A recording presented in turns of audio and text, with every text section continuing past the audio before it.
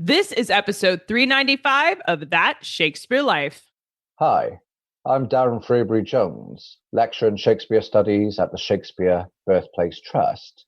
Another great method for studying the life of William Shakespeare includes listening to this. It's That Shakespeare Life with my friend Cassidy Cash.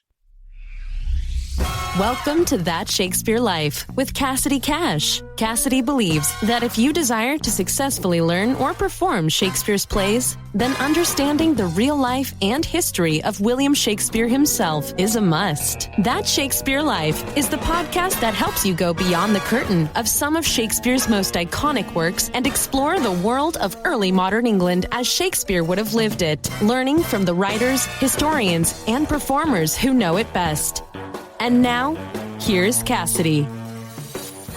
In All's Well That Ends Well, a character is described as that with a plume, 'tis a most gallant fellow.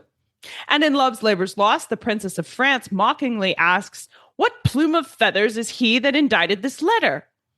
Revealing how feathers could both elevate and satirize their wearer. Feathers might seem like a simple decoration today, but in the 16th and early 17th centuries, feathered clothing, especially feathered hats, spoke volumes about a person's status, identity, and even their participation in the expanding global economy. To better understand the culture behind feathers in clothing for Shakespeare's lifetime, we're sitting down this week with Professor Ulinka Rublack, whose article, Befeathering the European, investigates the history of feathers in clothing to help us explore where those feathers come from, what they looked like, and how they were used. Ulinka Rublack is professor of early modern history at Cambridge University and a fellow of St. John's College. She is a fellow of the British Academy and has won multiple prizes for her work. Ulinka is currently writing a global history of fashion from the Middle Ages to the Enlightenment. You can find out more about her and her work in the show notes for today's episode. Before we get started today, I'd like to extend an invitation. You are invited to join us inside That Shakespeare Society, where you can explore the research vault, not only for today's episode, but for our entire archive.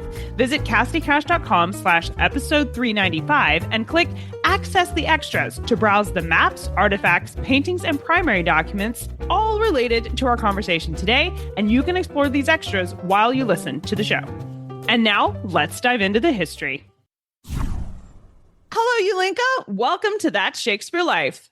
Hello, Cassidy. Thank you very much for the invitation to talk to you today.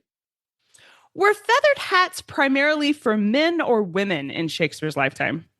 Yeah, that's a great question. I would say probably for both, but we tend to think of it more as something for women. And that starts later, that it gets feminized as a fashion. But in that period, for sure, men would have worn as many feathers as they were able to. Well, which animal feathers were most popular for use in clothing when they're wearing these hats? What kind of feathers are they using? So it depended on your status. You could just take a cockerel feather if you didn't have any money, or pluck, whatever bird came past your way. But of course, what they were really looking for were ostrich feathers or even heron feathers. We have to say that this is all quite a new fashion that starts off in the 16th century. So the Middle Ages, we see one or two feathers sometimes being used. But the key point here is that this culture was really inspired what they saw about the Americas. So the Aztecs, in particular the Incas, great feather cloaks. They heard about those, and that is what inspired them. But of course, they didn't have access to these great exotic feathers. What they used were ostrich feathers in the main.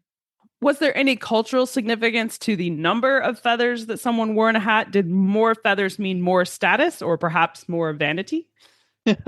Yes, certainly vanity to an extent, but also we have to definitely see that this is something that gets layered up. I mean, we might perhaps get later into just, how this is achieved, but certainly when I think about myself, I used to think that when I saw an ostrich feather in the images of the period or read it referred to, say, in Shakespeare's plays, that they talk about one feather. But in fact, this is a layering of plumes that are sewn onto each other, often in layers of 5. So in that sense, to have a properly befeathered man, as they start to say in that period, you would need quite a few plumes to make a real impression. Were feathers ever thought to have any protective, spiritual, or maybe even superstitious qualities in early modern Europe? I know lots of things were often superstitious in this time period, but were they just purely decorative or did they have other worldly qualities as well? Yeah, definitely protective. I mean, this goes back, of course, to antiquity in Europe. And it's actually interestingly convergent around different cultures in the world where military usages are then associated with this, with long feathers in particular. And, we see it in references to Hector and his flashing red helmet. So these kinds of feathers protect because they produce awe. And hence that interest in, the long layered plumes, for instance. So spiritual, that's of course in Mesoamerican cultures that, there was really a sense of people turning into birds, taking on bird-like qualities. What we know for Shakespeare's time is that interestingly, for men and women, the use of feathers is often associated with lovers and also with musicians as well. So we have the military, lovers and musicians. And in each case, the qualities of feathers relate to something quite distinctive there, also as a sensibility, we might say. Were there any stereotypes assigned to men who wore feathers in their hats? I know in Shakespeare's plays, there's often referred to, that guy with feathers or something. So was there some kind of special significance or a social impact of being someone who had a feathered hat?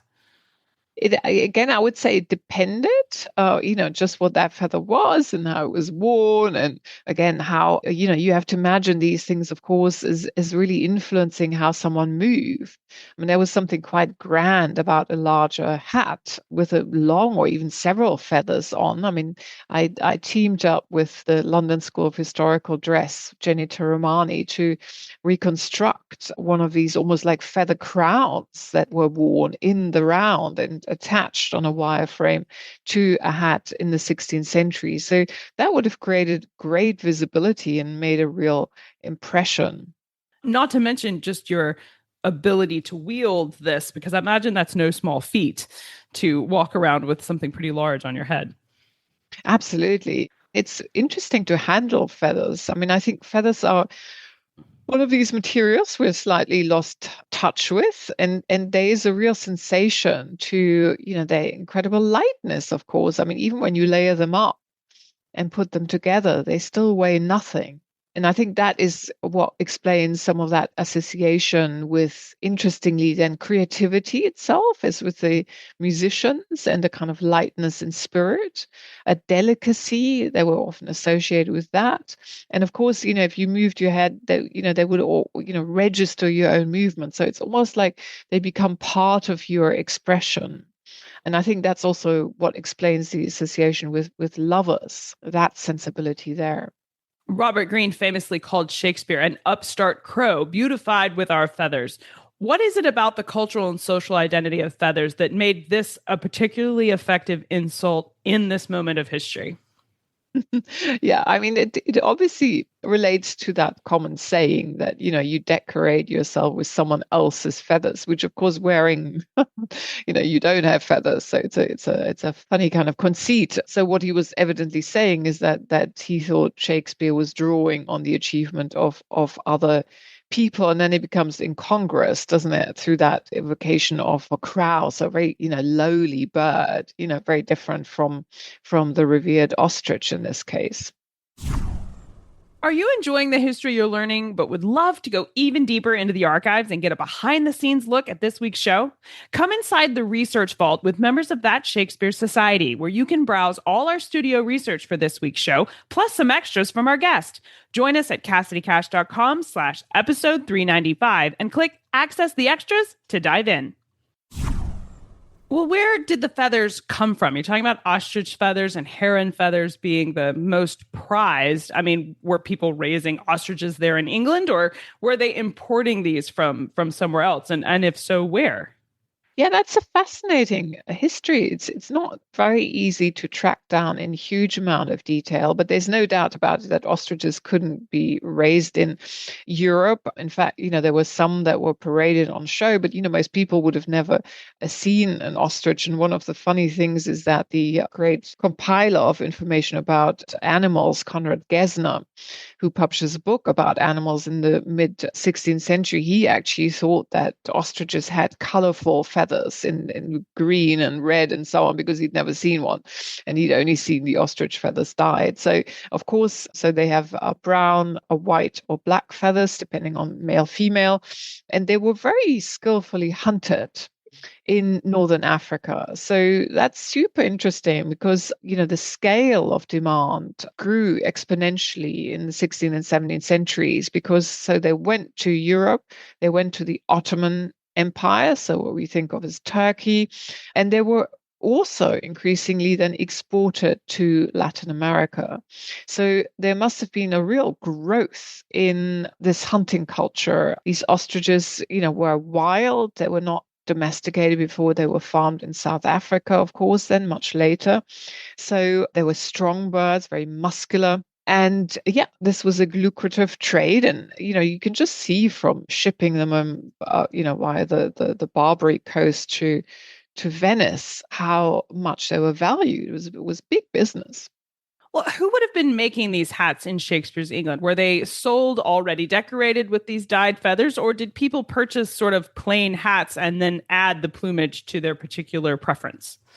Yes, they would have first got their hat made, purchased it ready made, and then they would have gone to the feather maker. And I mean, in line with what I've just outlined, we can see that these feather makers really become a big trade only in the 16th century in many European cities. So you would go and have this done bespoke and according to your individual budget. Well, what kinds of techniques were they used? You were mentioning that they're dyeing these feathers, but were they also cleaning them or maybe, altering them, trimming them or something to make them appear more luxurious? What was the process of taking it from the ostrich to putting it on one of these hats, which the portraits that I've seen of men with these large plumed hats, I understand Conrad Gessner's confusion there because they are often wild colors that you wouldn't see naturally on an ostrich. So what did it look like to turn an ostrich feather into something like that? Yeah, so you would have to bleach them often, and to make them real white, you would have to bleach them and fume them. And what's also absolutely fascinating when you recreate this, so as I had the experience of doing when I was at the London School of Historical Dress, and is that of course they are made up from keratin, so they behave very much like hair. So in other words, when you dye them, you wash them, as it were, and in dye, you expose them to water. And afterwards, they flop. And what is quite difficult is that you then have to restore in a kind of blow dry process. You have to restore volume back to them from just flopping down. And there, the real mystery question is just how exactly they did so, because you clearly needed an airflow, much as with blow dryers today, or some fan. And then you needed to constantly stroke them, move them again, like as with a brush, in order to then bring them back to life. And that is quite a skill and takes quite a while. And then, I mean, the real ultimate way of using them was not only to cut into these very hard shafts and then to sew them together, which is difficult work.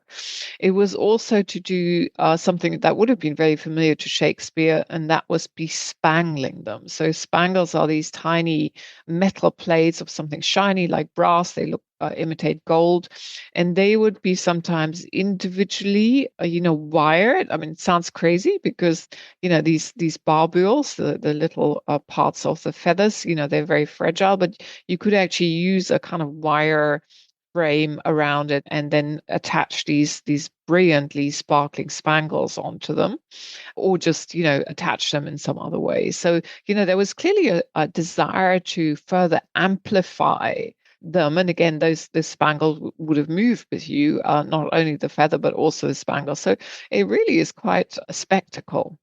Obviously, there's a lot of history to unpack here about the history of feathers in hats and fashion for Shakespeare's lifetime, from where they're coming from to what influenced them.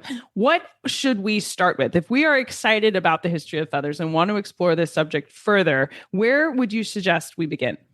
In many ways, I would suggest we start with the Florentine Codex. So, this is really, in many ways, where all this takes off. It is when Europeans in the Spanish Empire and through the goods that come back from the Spanish Empire just see what can be done with feathers. I mean, we find Cesare Vecellio, who wrote around 1600 a big book compiling with 500 woodcuts, what appearances were worn in the world. We find that he says from Venice, the most extraordinary dress ever created are these feather cloaks. So that shaped Europe, that experience.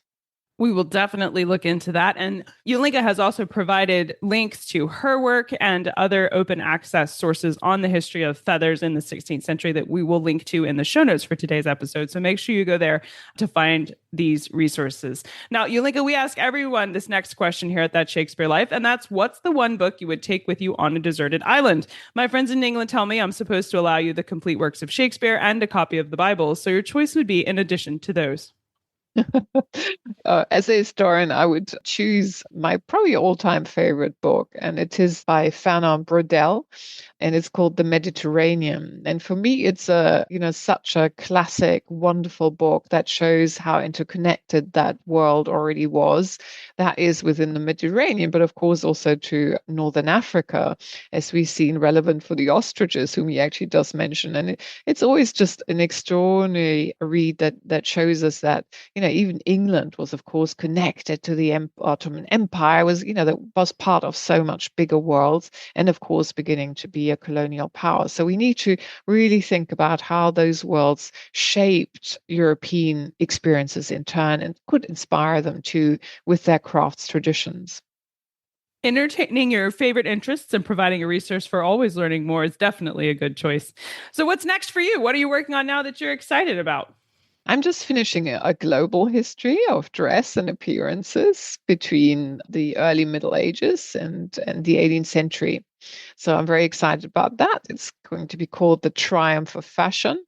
And I wanted to show just how we need to think about the history of fashion in that period as very, globally interconnected and as absolutely relevant for our understanding of the modern world and how it came about.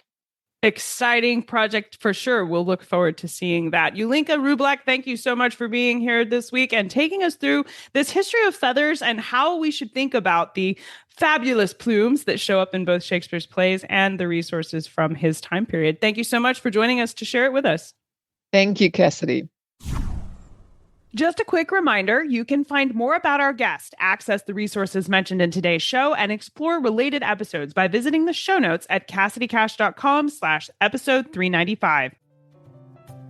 While you're there, click Access the Extras to log in or join us as a member and explore this week's exclusive bonus content inside the Research Vault, including historical documents, paintings, portraits, museum artifacts, and visual materials connected to today's show. Again, that link is CassidyCash.com/episode 395. That Shakespeare Life is researched and produced by me, Cassidy Cash. Our audio engineer is Gary Mayholm. That's it for this week. Thank you for listening. I'm Cassidy Cash, and I hope you learned something new about the Bard. I'll see you next time. Bye-bye. Thank you for listening to That Shakespeare Life. As always, the best conversations happen after the episode over at CassidyCash.com. Become a part of a vibrant Shakespeare conversation by adding your voice over at the website. Until next time, remember, when you want to know William Shakespeare, you have to go behind the curtain and into That Shakespeare Life.